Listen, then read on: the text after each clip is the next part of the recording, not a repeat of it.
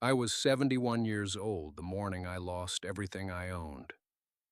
Tuesday, March 14th, 2023. The bank took the house at 9:30. My daughter called at 10 to tell me she couldn't help. By noon, I was sitting in a Walmart parking lot in Chadron, Nebraska, with a 1987 Chevy Silverado that burned a quart of oil every 200 miles, a duffel bag, and a dog. The dog wasn't even mine. She was a German Shepherd mix, maybe 8 years old, with a gray muzzle and a limp in her back leg. She'd been hanging around the house for 3 weeks before the eviction. I fed her because I had food and she didn't.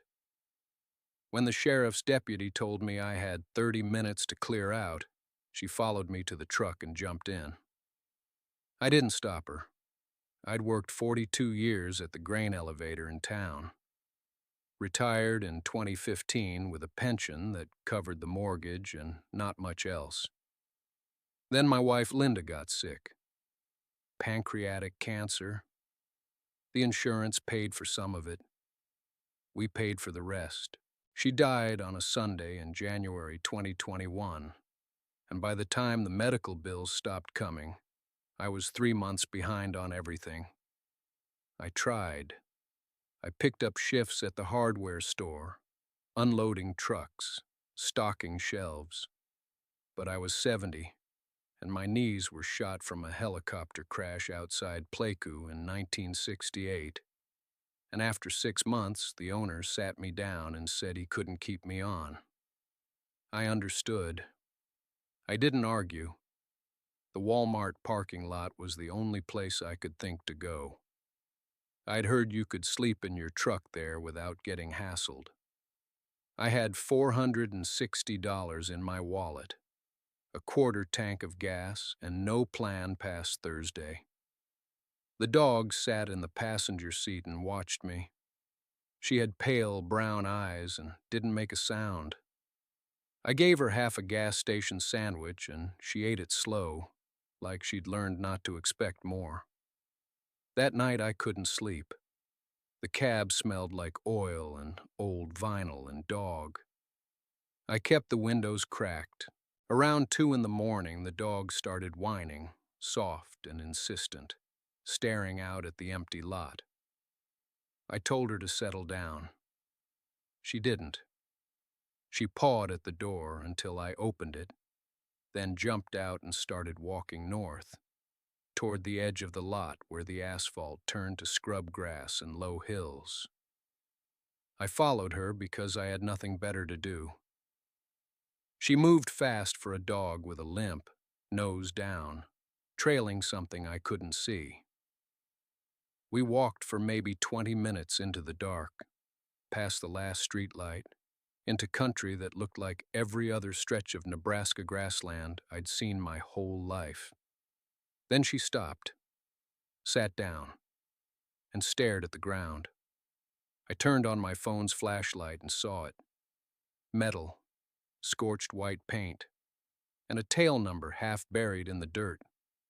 I knelt down and brushed the dirt away with my hand. The metal was cold, smooth under decades of grime. N7739K. I read it twice to be sure. The dog sat beside me, calm now, like her job was done. I didn't know what I was looking at yet, but I knew it didn't belong there. Not half buried in open country 20 minutes from a truck stop. I stood up and walked a slow circle, sweeping the phone light across the ground. More metal. A section of fuselage, maybe 8 feet long, lying flat in the grass. Part of a wingtip. A piece of landing gear bent at an angle that made my stomach tighten. This wasn't debris from a crash site that had been cleaned up. This was hidden, covered, left. I pulled out my phone and took pictures of the tail number, the fuselage, the gear. Then I sat down on a flat rock and opened the browser. Searched the registration. It took 3 tries before the page loaded. Signal out here was barely a bar. When it came up, I read it twice. Cessna 182, registered to a private owner in Omaha, reported missing September 14th, 1994. No wreckage ever recovered. Pilot and 2 passengers presumed dead. I looked at the date. 31 years ago last month.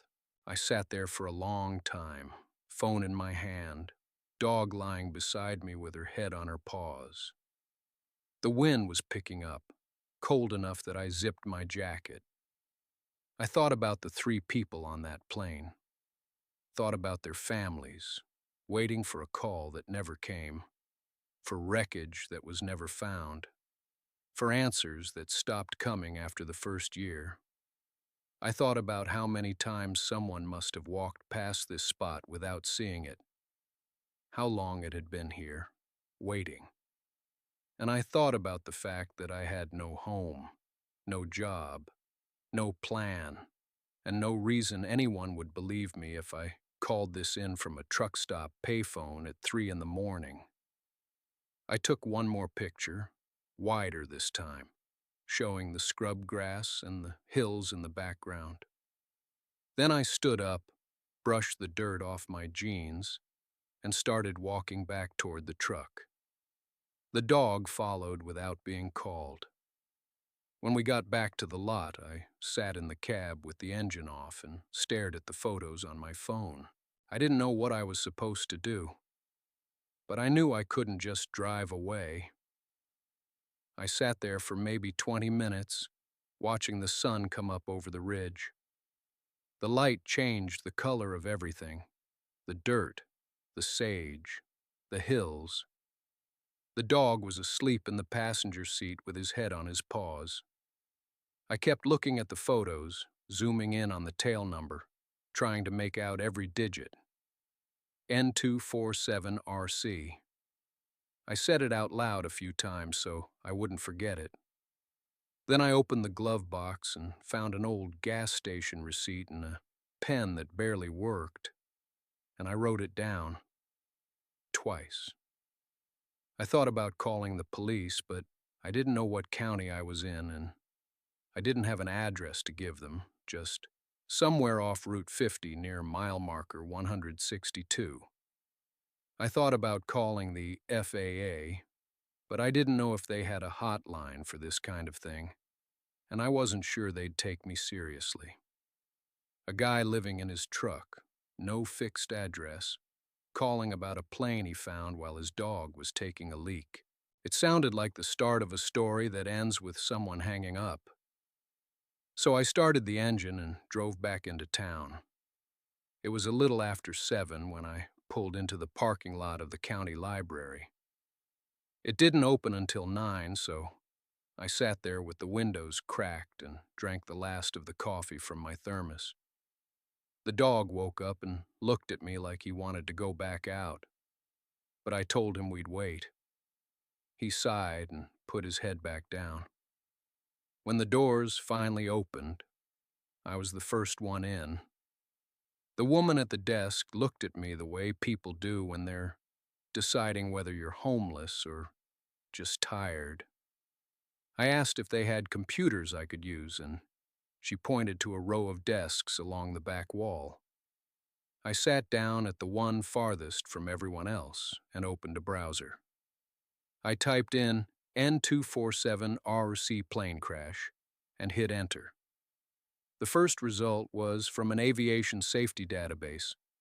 The registration had belonged to a Cessna 172, reported missing on October 14th, 1994. Pilot's name was Kenneth Marsh, age 41.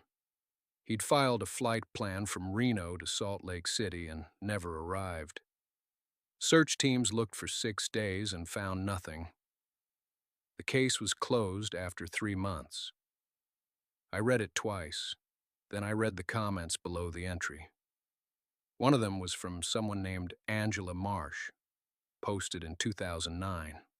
It said, "Still looking, still hoping. If anyone knows anything, please contact me." I clicked on her name. It took me to a memorial page she'd built herself.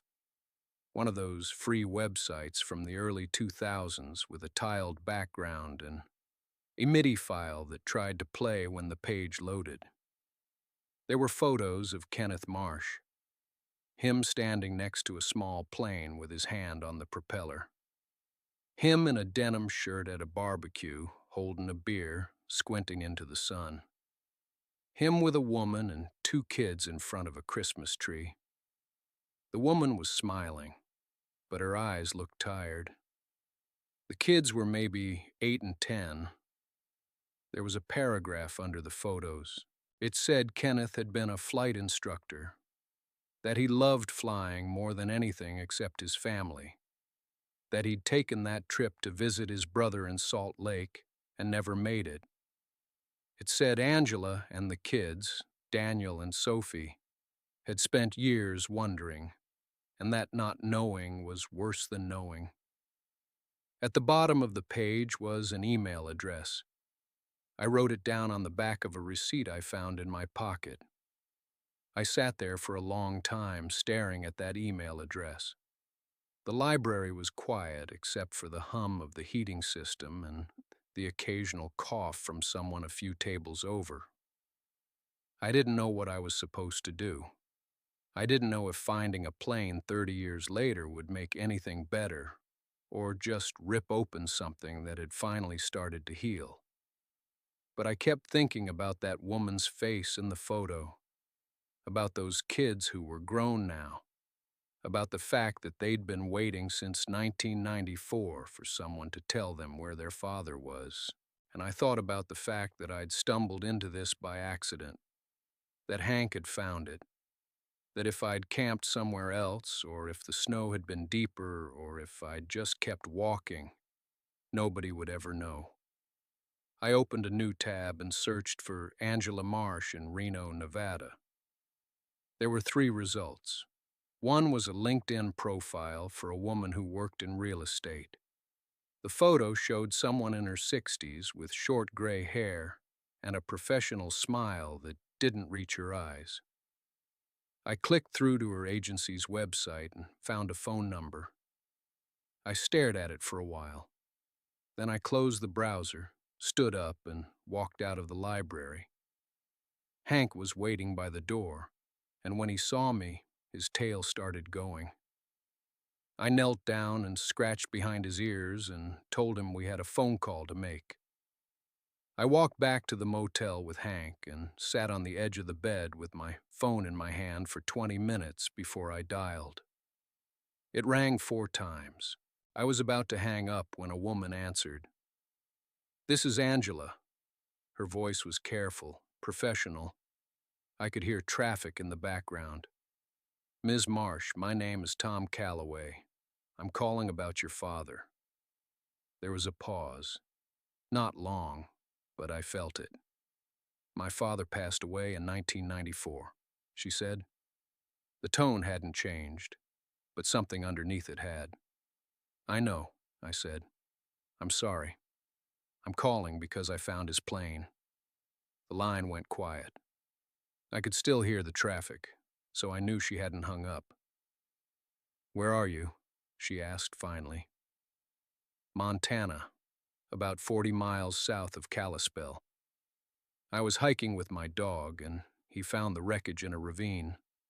The tail number matches a Cessna 172 registered to David Marsh. November 7324, Charlie." I heard her breathe out, slow and controlled. "You're sure?" "Yes, ma'am. I reported it to the county sheriff yesterday. They're sending a team out when the weather clears." Another pause. Longer this time. 31 years, she said quietly. "We looked for 6 months. The FAA, the Civil Air Patrol, private search teams my mother paid for until the money ran out. They said he probably went down in bad weather somewhere in Idaho or western Montana. But the search area was too big. After a while, they just stopped looking. I didn't say anything. There wasn't anything to say. Was there?" She stopped. Started again. "Did you see anything else?" Besides the plane? Yes, ma'am. I found your father, and I found a briefcase. It had documents inside, financial records, I think, and a letter, addressed to you. It's still sealed. I heard something that might have been a sob or might have been a laugh. It was hard to tell. Where is it now? With the sheriff's office in Eureka. They're holding it as evidence until they finish the investigation, but they said once it's cleared, it would go to next of kin. I'll be there tomorrow, she said. What's the name of the sheriff? Deputy Carver, Flathead County. Thank you, Mr. Calloway. Her voice was steady again, but barely. Thank you for calling. A lot of people wouldn't have. Yes, ma'am. She hung up. I set the phone down and looked at Hank, who was lying on the floor watching me. Well, I said, I guess we wait. She arrived 2 days later, not one. I didn't know that until Deputy Carver called me on Thursday morning and asked if I could come down to the station. Ms. Harmon would like to meet you, he said, if you're willing. I drove the 40 minutes into Eureka with Hank in the passenger seat. The sheriff's office was a low brick building next to the courthouse. American flag out front. 2 cruisers in the lot. Inside it smelled like burnt coffee and old carpet. Carver met me at the desk and led me back to a small conference room with a table, 4 chairs, and a window that looked out at the parking lot. She was already sitting there.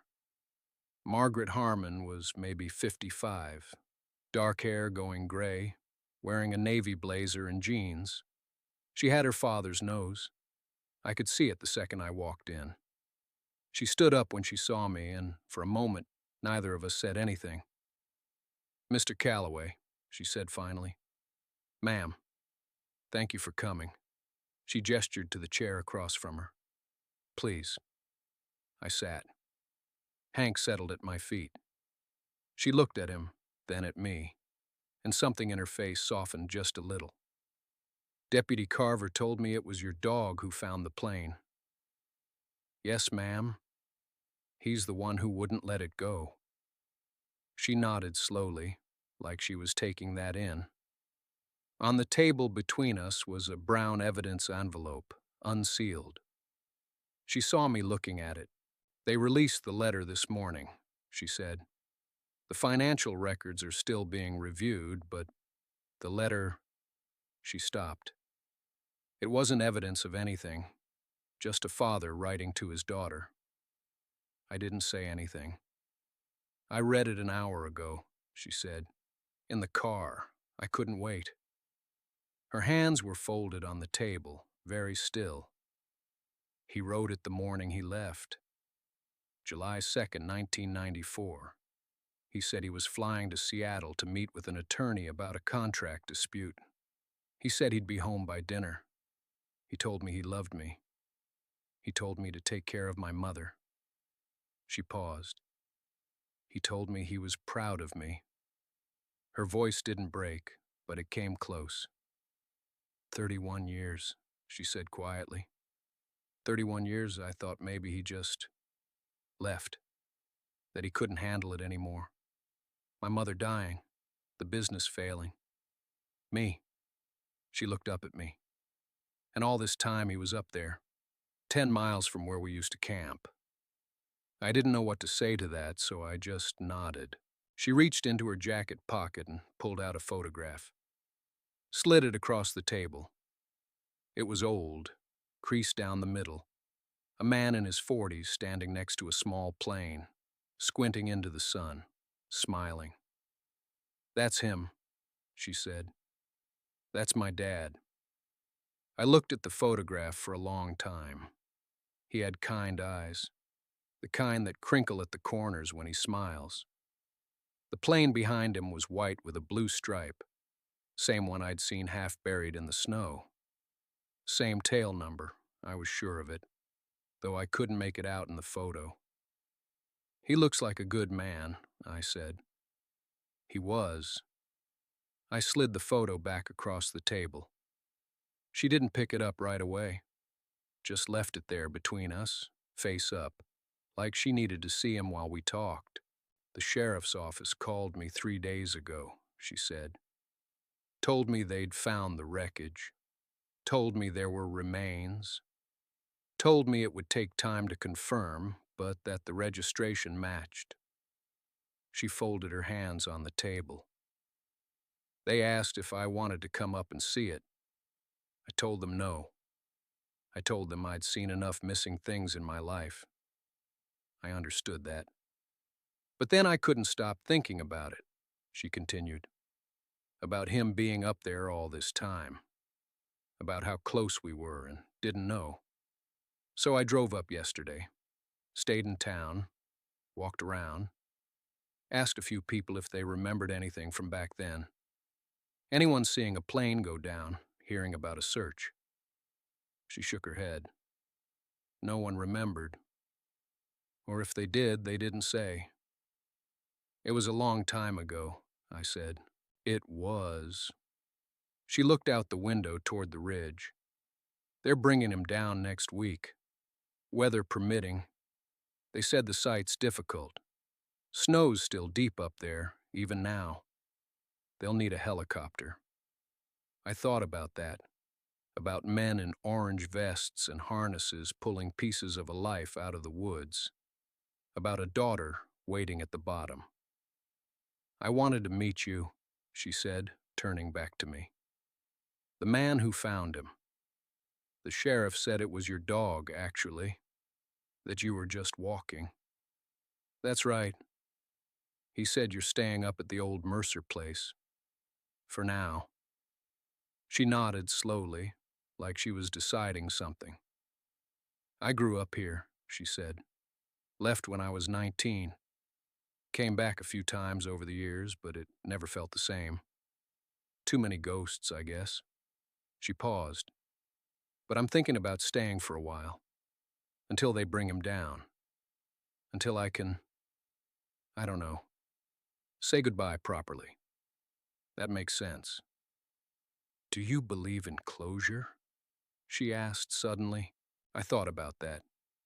About all the things I'd left behind and never gone back for. I don't know, I said. I think sometimes you just get used to the missing. She looked at me for a long moment, then nodded like I'd said something true. Yeah, she said quietly. Maybe that's all it is.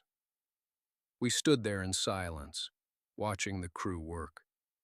The wind had picked up, carrying the smell of pine and cold earth. Across the clearing, I could see the sheriff talking to one of the recovery team, gesturing toward the ridge. Riley had wandered over to sniff at the base of a tree, unconcerned with the weight of what was happening around him. Can I ask you something? She said. Sure. What brought you up here? To Mercer's place, I mean. The sheriff said you've been there a few weeks. I shrugged. Needed somewhere quiet. Running from something? Maybe, or just tired of where I was. She smiled faintly. I know that feeling. She pulled her coat tighter. I was in Seattle for 23 years. Good job, good apartment, good life on paper. But I'd wake up some mornings and not know why I was doing any of it. Like I was living someone else's routine. So you left. Not right away. Took me another 2 years to admit it wasn't going to get better. She glanced at me. You ever feel like that? Like you're just going through the motions? Every day for the last 5 years, I said. She nodded slowly. What did you do? Before this, I mean. Worked construction. Framing, mostly. Good money, steady work. Then my knees started going, and the company brought in younger guys who could move faster. I stayed on for a while, but it was clear I was in the way. They let you go? Not officially. Just stopped putting me on the schedule. I looked down at my hands, the calluses still there, even after months of not working. I didn't fight it. Probably should have, but I was too tired. I'm sorry. It's all right. Wasn't the worst thing that happened that year. She didn't ask what was, and I was grateful for that. Some things you don't say out loud, even to a stranger on a mountainside.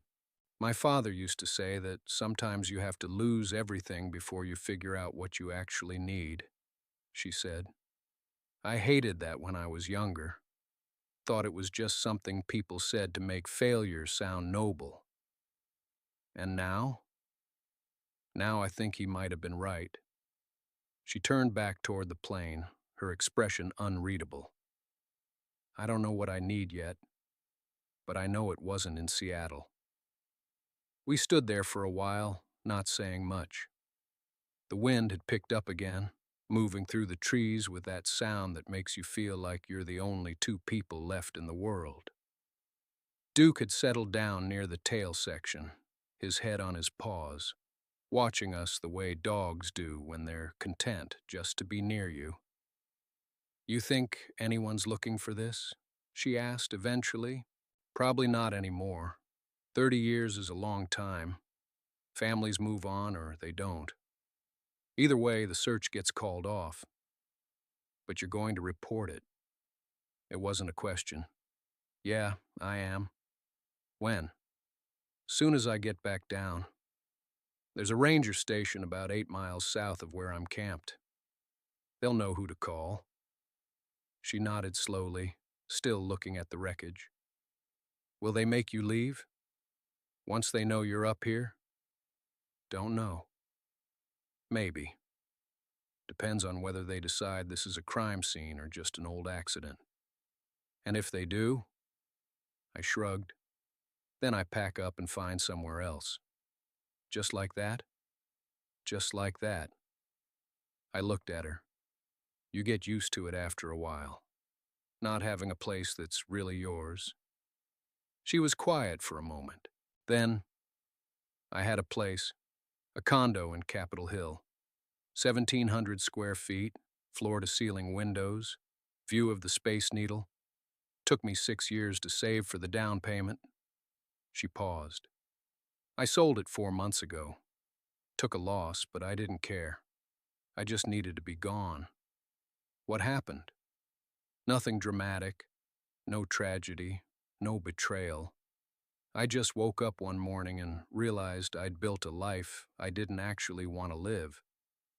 Good job I hated, friends I didn't really know, a boyfriend who was more interested in my salary than me. She laughed, but there wasn't much humor in it. The American dream, right? Could be worse. Could be better, too. I couldn't argue with that. Duke lifted his head, ears pricked, looking back the way we'd come. A moment later, I heard it too. Branches snapping, something moving through the undergrowth. Not careful movement, not the sound of an animal. Sarah heard it too. She tensed, her hand going to the bear spray on her belt. Someone else is coming, she said quietly. I nodded. Yeah, and they're in a hurry. We moved without discussing it, both of us stepping off the trail into the trees, putting distance between ourselves and whoever was coming. Duke stayed close, his body low, instincts from some ancestor kicking in. The footsteps got louder. Heavy boots, moving fast but not running. Then voices, 2 of them, male, out of breath. Told you we should have come up yesterday. Shut up and keep moving. If someone else finds it first. They passed within 20 feet of where we crouched behind a fallen spruce. I got a glimpse through the branches, 2 men, maybe late 30s, early 40s. Expensive hiking gear that looked brand new. One of them had a GPS unit in his hand. The other a machete he was using to hack through brush that didn't need hacking. Sarah's hand was still on the bear spray. I put my hand on her wrist, shook my head slightly. Not yet. The men kept going, their voices fading as they pushed deeper into the forest, heading in the same direction we'd been going, toward the plain. We waited a full 2 minutes after the sound disappeared before either of us moved. "Friends of yours?" Sarah whispered. "Never seen them before." They knew where they were going. That GPS, they had coordinates. I thought about the ranger, about how he'd looked at me when I mentioned the plane, about how he'd asked where exactly I'd found it, and I'd been vague, said I wasn't sure. That Duke had led me there, and I'd just followed. I'd thought I was being careful. Maybe I hadn't been careful enough. "We need to get back to the plane," I said. "Now." "Why? What do you think they're going to do?" "I don't know. But whatever's in that cargo hold, whatever those crates are, someone wants it, and they're not asking permission." Sarah looked at me for a long moment. Then she nodded. We moved quickly, staying off the trail, using the terrain to stay hidden. Duke ranged ahead, silent now, his playfulness gone. He knew something was wrong. It took us 20 minutes to get back to the clearing. We approached from the north side, staying in the tree line, and I was glad we did. The two men were already there. One of them was inside the cargo hold. The other stood guard outside, the machete still in his hand, scanning the forest like he expected company. Sarah's hand found my arm. Her grip was tight. "What do we do?" she whispered. I watched the man in the cargo hold. He was moving crates, checking contents, his movements efficient and practiced. The guard turned slowly, methodical, covering every angle. These weren't amateurs. "We wait," I said. "See what they take." "And if they see us?" I didn't answer that. Duke pressed against my leg, a low rumble in his chest I could feel more than hear. I put my hand on his head, kept it there. The man inside the plane emerged, carrying something small, wrapped in canvas.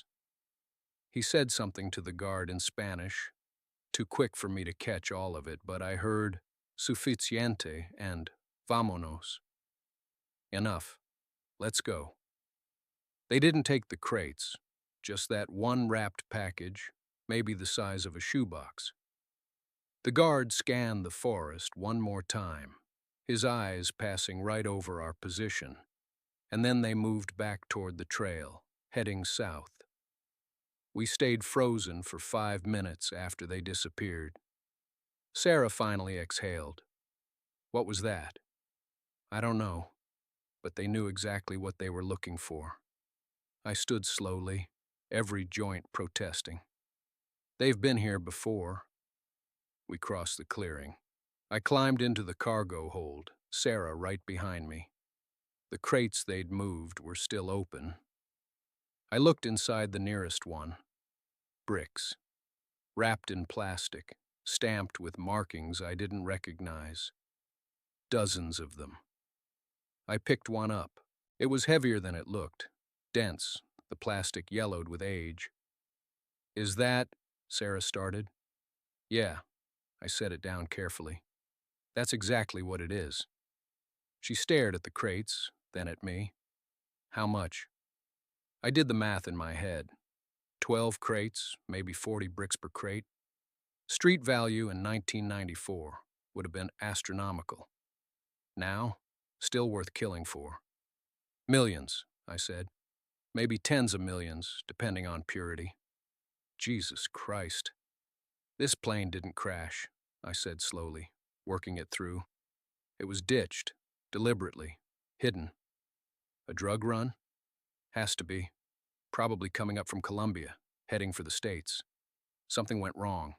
Mechanical failure, storm, got spotted by DEA, and they put it down here. Remote, hard to find, planning to come back for it. But they never did." Maybe they couldn't. Maybe they got arrested. Maybe they died. I looked at the manifest again, the one I'd photographed.